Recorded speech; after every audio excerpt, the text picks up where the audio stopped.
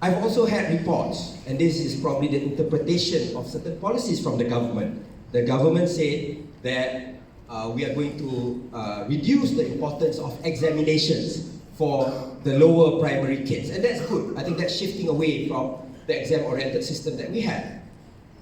But what we had, what reports I had from the teachers in the front lines, I checked with the teachers in Johor, it's not happening, so maybe Johor is more ahead than Kuala Lumpur.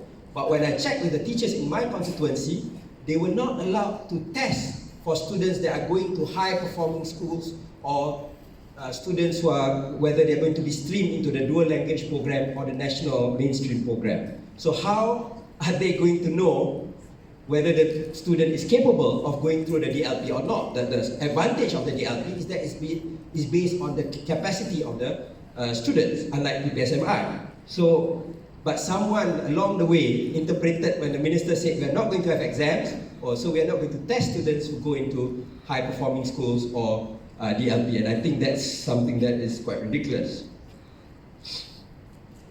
So two things have to change. One is the you say jump, I ask how high mentality in reference to the lack of testing, and we must, assuming we bring back exams for the DLP, for the high-performing schools, parents and teachers must stop viewing and treating these exams as markers or worth of intelligence, but rather signposts for progress and what the students need to improve on.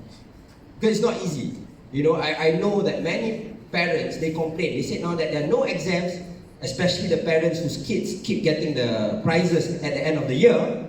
They say, how are we going to know how smart our kids are?